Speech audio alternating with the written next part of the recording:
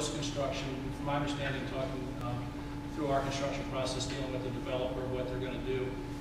Probably start sometime in March as far as the Lowe's is concerned, and hope to have that and a good portion of the rest of the development up and running by July or August of this year. Hopefully finished by September with, as you would come down 33rd Place towards Fort Lincoln, the gate right there, the Lowe's would be to the right, okay? And that road, that gate right there at 33rd Place is supposed to go all the way down and connect to Market Street, the main road out in front of our store in there. Oh, wow. That means now that, I mean, currently there's only one way in and one way out on Market Street. But that road is supposed to go in so the bus can drive down there and turn on to Market Street. There's a bus stop. There's already a pad site there for the bus benches, everything for the bus to be in there. Then as you go in that gate where Lowe's will be to the right, there's supposed to be either a Harris Teeter or a Shoppers there to the left, and Marshalls, and then like 12 other pad sites in there for food establishments and small shops. So the bus is going to stop, you're proposing it stops there at the Petersburg It's already been, and then go down into... It's already been planned to stop right in front of our location, right there where the benches are and trash cans. So if you've come in there before and see that right out there on the roadway, that's, there's a concrete pad for the bus stop right out there. Is it a bank coming up in there? I'm sorry? A bank. There's, some of the things I've heard is PNC Bank, PNC. What's that? I heard PNC. The one I'm most personally interested in is Five Guys Hamburger. So. And then some of the other ones I don't know. Those are just a few that I've heard.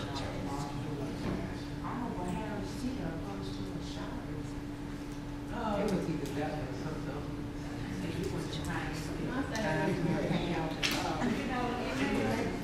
That's Metro. They had bus company. So isn't there a way that you, when the seniors come in there, because you got some that walk like me and slower than I do, that the bus can come down to the front of the building and come back out and use that as a standstill at the end of the time you come down? That's something I have to discuss with you. Because we still have to walk, what we're saying, we still have to walk a distance from the bus stop to the front door of the hospital. And if we have to, walk and carry packages, it's still going to be unsafe, and it's going to be tiresome for us to see. Oh, we have employees that can help you get packages to the bus. I mean, we do that all the time. Oh, okay. All right. I have a question. Did you say your name is Joe. Charles? Elutrio. Did you spell ELUTRIO.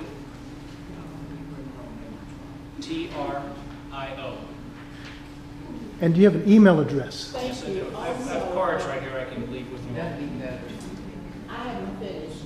Did I hear you say PNC Bank, a Five Guys Hamburger, a Ross, and a Lowe's? Lowe's. The two grocery stores I've heard are either Harris Teeter or Shoppers. It's either going to be a Ross or a Marshalls. I've heard Marshalls. Yeah, Mark. Five Guys, PNC, or TD Bank, and then several other small shops that they haven't finalized yet. The other, not Shoppers, what's the other? Harris Teeter. So, is that the big point of why they want to not go to the shops other than Maryland? Is because the shoppers are coming here? The developer, Trammell Crow, is trying to work with Inglorious Food Chains to get someone in there. Those are the names that I heard at the last developer meeting I attended.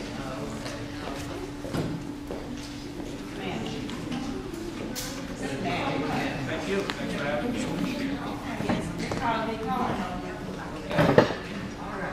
I'd also like to jump in and say that Mr. Elutrio, several months before Costco opened, got in touch with me and other of the managers at the 5th District, and was very aggressive about bringing collaboration between the police and Costco.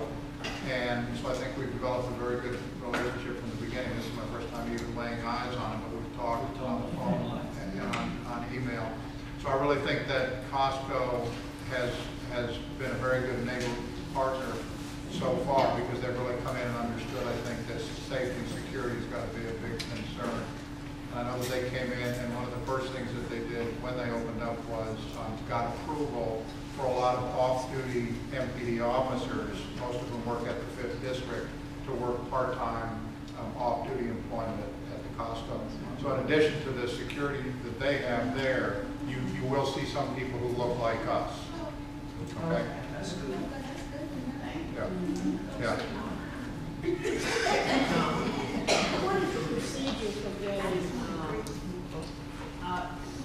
if I call 911 and it's a call regarding Travis sitting on the transformer near my home? Right. Just call 911. I would suggest you do two things, and that would be call 911 because you want somebody there at the specific time. If it's tomorrow afternoon at 2 p.m., you want somebody there specifically tomorrow at 2.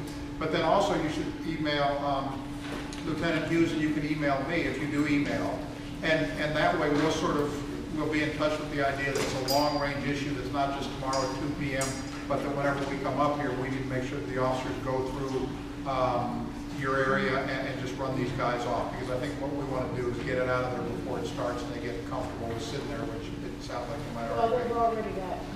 Well, I think we can take care of that. When you say 2 o'clock, are you saying whenever I see it? Well, whenever you see it, call Because 911. I said it's different times, it's not just 2 o'clock. No, I mean, no, sure. But if you go home tonight, or if you wake up tomorrow morning, or if you get up in the middle of the night tonight and hear some noise and they're out there, call 911. And then also send us an email just so that we're aware that, you know, it's continuing as an issue, because I think we can make it go away.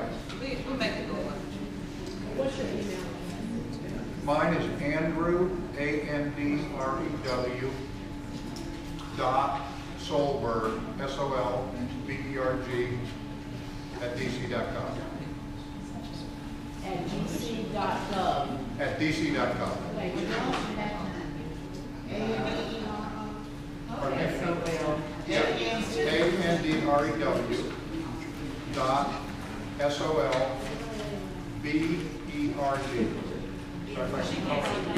Like that. Okay, Solberg at dc.gov.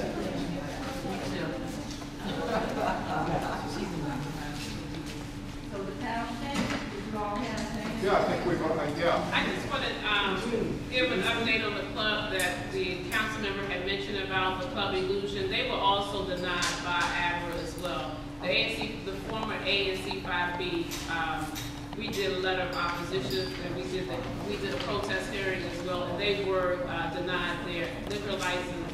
The club Hush that he was talking about that withdrew their application. We had did a letter as well for opposition for them. The reason why they withdrew their application because they had a stabbing 2 weeks prior to their hearing. Oh, man. So they probably will not be up for their liquor license as well. That's a good, I mean, bad ending. It's bad. It's bad, and it's not good for business as well. I just want to speak to a few of the inaugural weekend that's going on. A lot of there was a letter that went out from ABRA to the ANCs regarding the inaugural events. And a lot of the inaugural events with the special holidays were in request of extended hours of the alcohol. There will be, you will make, if you're riding around the city, if the traffic is not that bad, we cannot control with all the celebrations that will be happening. You will find that a lot of the liquor establishments like the bars and restaurants will be open later because of that. That was something they put in place. They will not be able, they are not honoring any of the restaurants or bars or clubs that already have some issues with their license. But the 2 clubs that are on Queens Chapel Road, Stadium Club and Echo State, will be open. They will be open. They did put their applications in, and ABRA approved that. Those letters did not come from the ANC. ABRA did a lot of that, a lot of things in the city. And they actually did it for the entire calendar for 2013 for a lot of the establishments in the area. But a lot of the establishments for 2013 do not have celebrations for every holiday that takes place. So I just wanted to mention that as well. Yes. Sorry, I had a question about that second club that was on Queen Chapel Road, the large one, something. The Apple Stage, that was the former DC Star. Yes, ma'am, that's the one. Mm-hmm. We've been getting, in Dakota Crossings where I'm living, we've been getting a lot of just questions about what can we do regarding the noise, and kind of the disturbance and the nuisance as far as what folks can do. They call the police, and it's on our list, and letters have been sent, but at that point. As a partnership with the 5th District Police Station, we are normally out there, myself and, well, Commander Salisbury really hates me because I call him 2 o'clock in the morning, and most of the time the police officers are getting me off of Queens Chapel Road. Because I get a lot of the calls from Dakota Crossing and from the Gateway Arboretum area because of the sound. The back of the club faces is in this direction, of Fort Lincoln. So what has happened, they have done some modifications. We'll see this weekend if they work.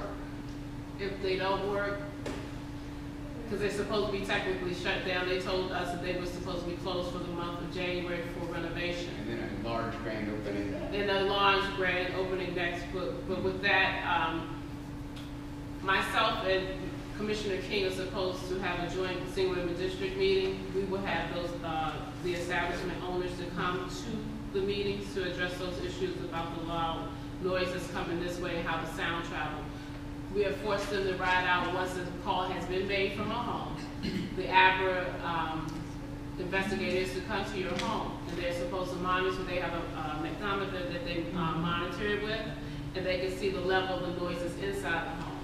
Because of that vibration, once the traffic died down, the sound travels up, and because you all sit here, that's explaining to them what's happening on this side of Bladensburg Road to South Dakota Avenue is traveling very far. Because we encourage that every resident that hear the noise call it in, because that's how we keep account of that threat. We keep account of what's going on. Can the police officers do anything? They take the call in, they do. Don't think that they're not doing anything, because they are out there trying to control the traffic. They're trying to make sure that everyone is safe, but that they are riding around. And they also do monitor.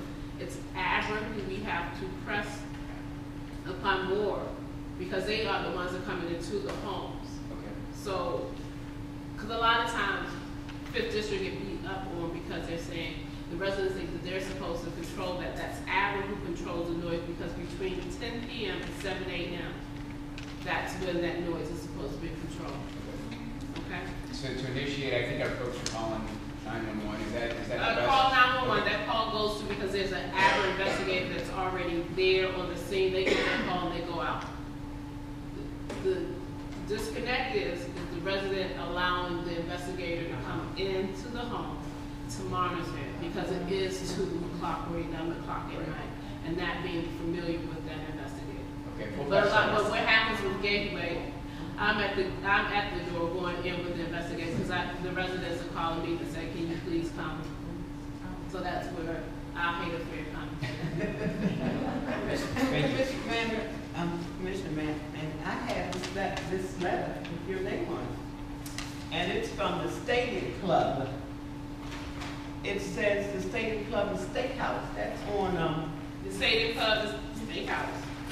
Stadium Club and Steakhouse. That's the name. They have of a this letter. restaurant. Yes. And they sent this letter out to homeowners on Franklin Street. We didn't get it at Fort Lincoln. We should have, because we just leaked 2 nights. They were supposed to pass that letter. That's doing the I got house this coming. my friend who lived on Channing when they had, I think it was for the homecoming. And 5th District, I know they know about it because we flooded them with calls. They have a phone number down here that we're supposed to call if they disturb us. Yes, you're supposed to call. It should bottom have of this letter. it I'll should share it have with you. Keith Forney, the management, and it should also Yeah, the have the manager has stadium. his phone Yeah. number, and also, Mhm. and Damian Ward, I guess. he's the Damian owner. Ward, Mr. Commander Sober, you remember that night we were not Oh, yeah. having So this is the letter they sent out with your name on it. Yes. All right. Yeah, we were out there. It was not a good. That was not a Yeah, good day for we stay nobody. up tonight. I stay up a lot of nights.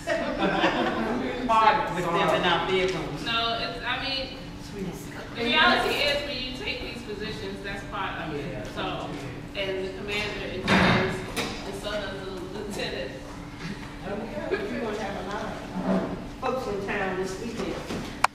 That would be my business. Well, thank you very much. Thank you all, thank you. Anybody have a plan for public safety? I'm sorry? Plan, written plan?